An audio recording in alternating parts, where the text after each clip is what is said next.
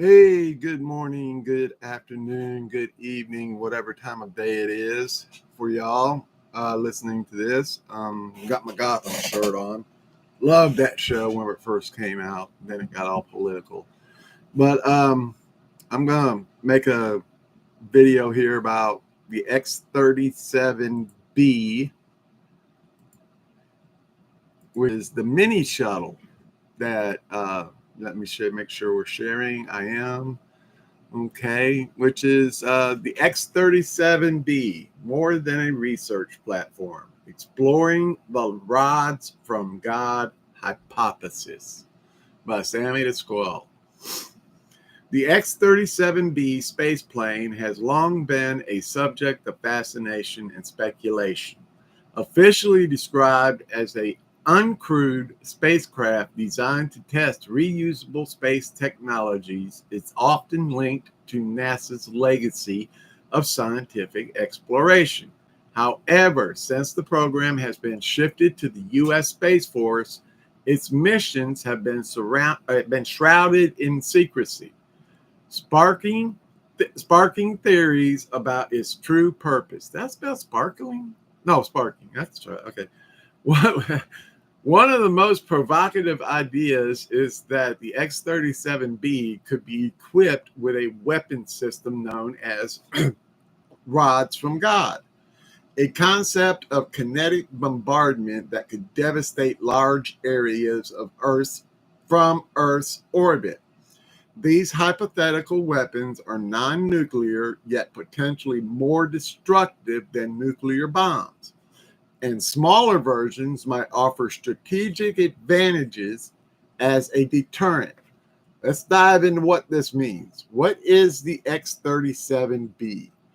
All right, right here, this red link, it's a hyperlink. It'll tell you everything you want to ever know about the X-37B officially.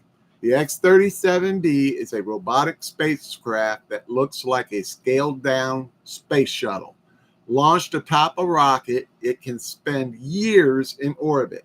The longest mission to date lasted over 908 days before landing autonomously back on Earth. Initially developed with NASA involvement, it's now a military asset under the U.S. Space Force's command.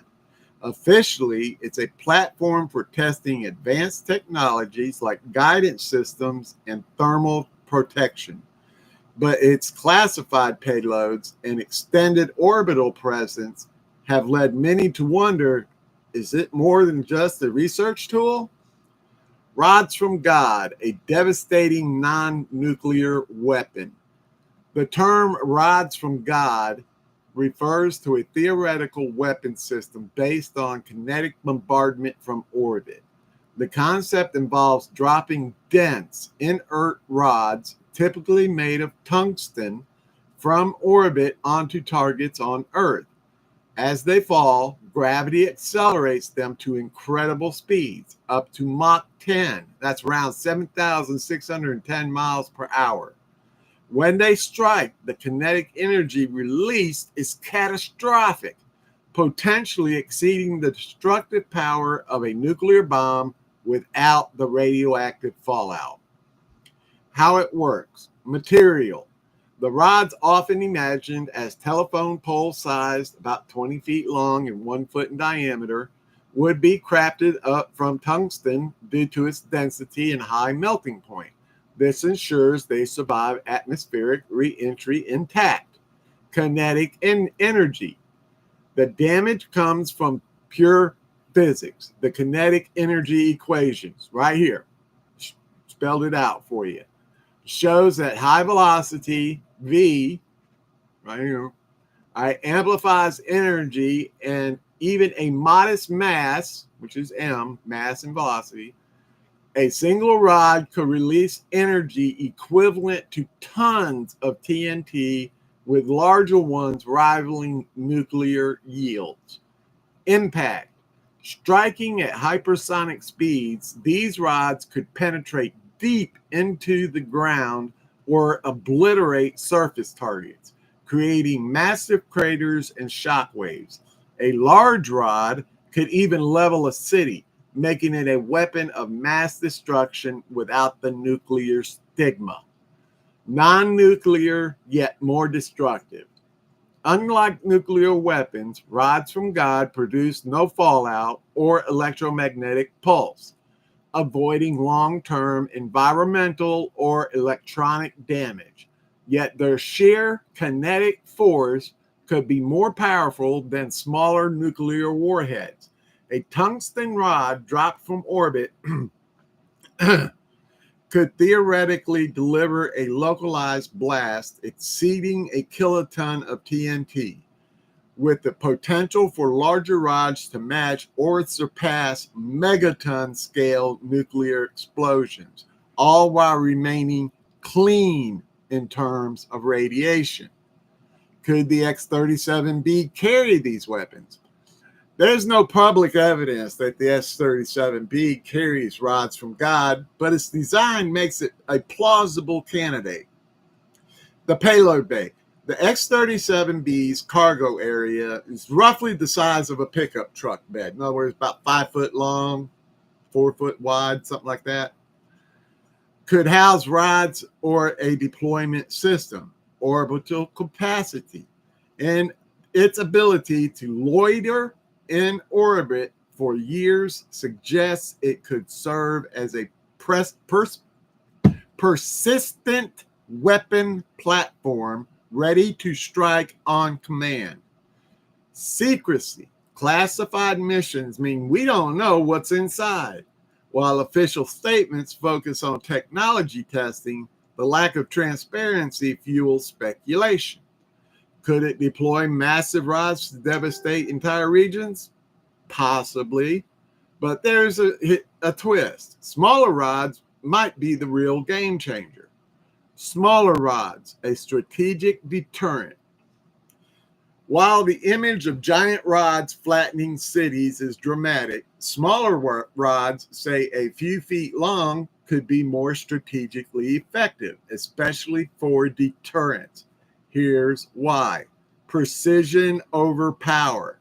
Targeted strikes. Smaller rods could hit specific targets, military bases, bunkers, or infrastructure with surgical accuracy, minimizing collateral damage. Guided by GPS or onboard systems, they'd be like orbital snipers.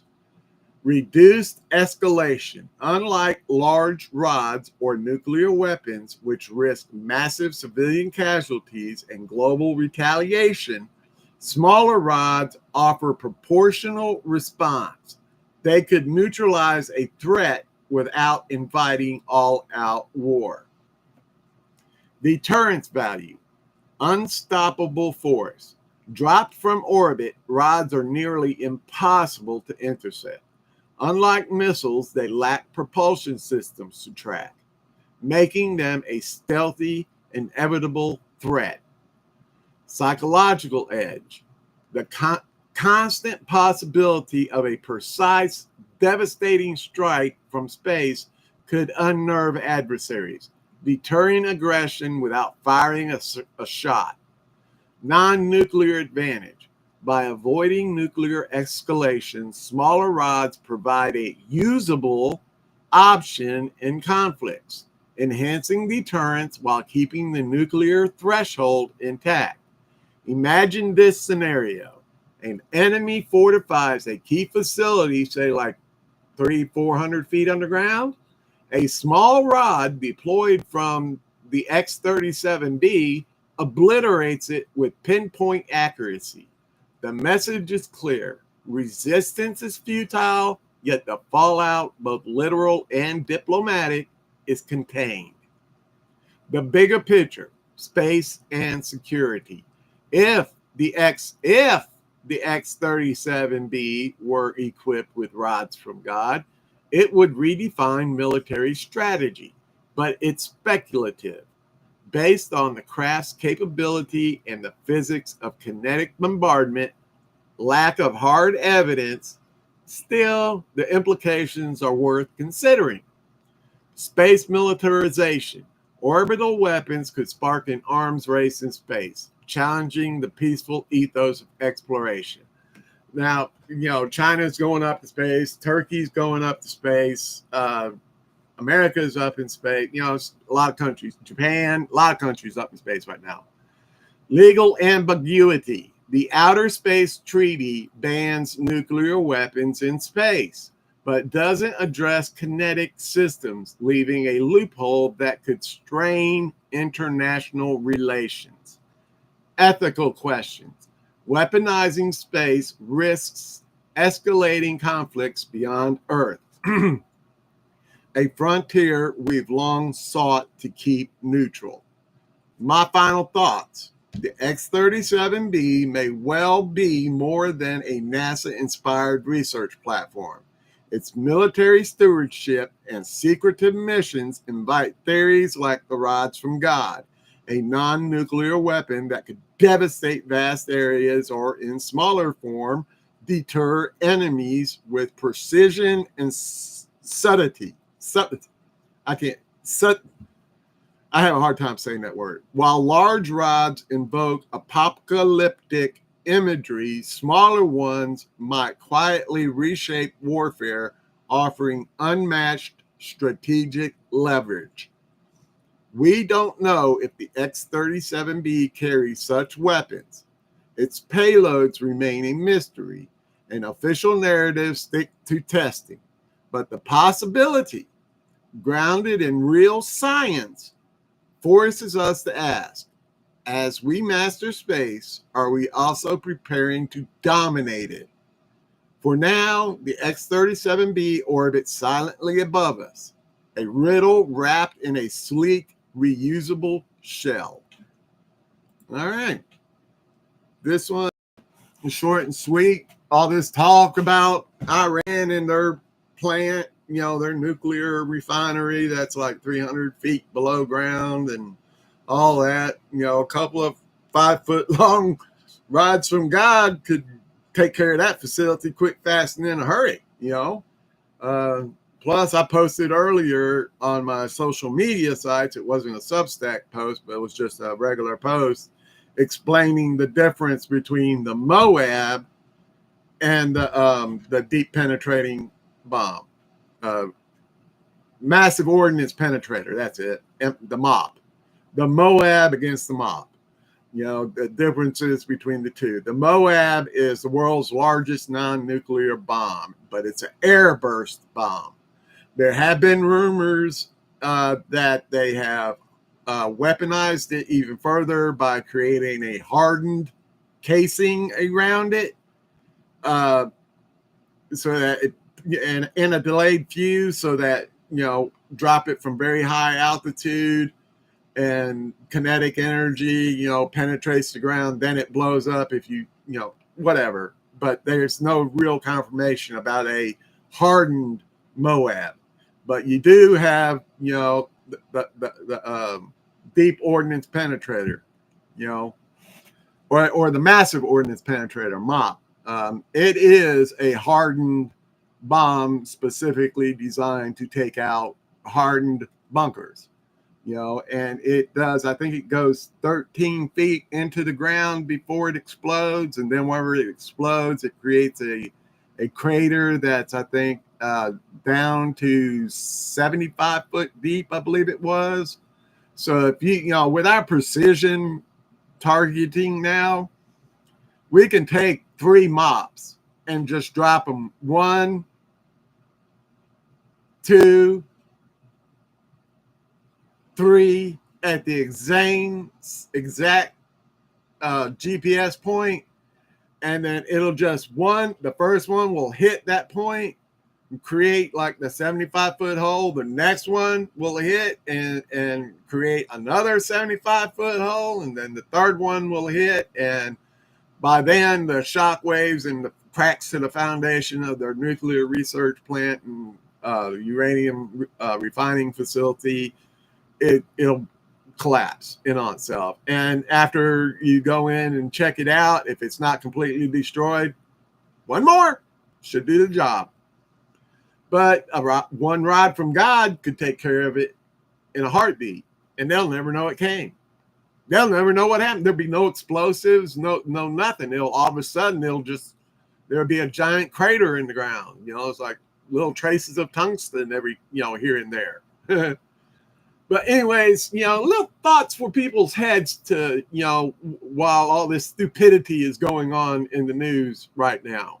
You know, think logically, think, don't react, think. You know, if the news tells you something, research it, find out about it. What is it about? What are they talking about? What can this thing really do? You know, do it that way. You know, I'm giving y'all as much information as I can so that y'all can make correct, informed decisions. You know, go check out my social media. I'm on X, I'm on True Social, and I'm on Facebook. And I'm on YouTube. I make these videos on YouTube. That's why they're very sanitized.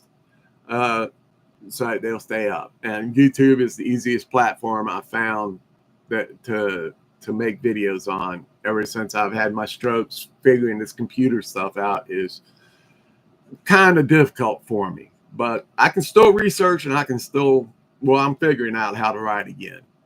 Anyways, that's it for now. Y'all have a great and blessed day, and I'll see you probably tomorrow. I've gotten to where I'm writing one a day now. I hope y'all enjoyed it. Have a great and blessed day, y'all. Bye-bye.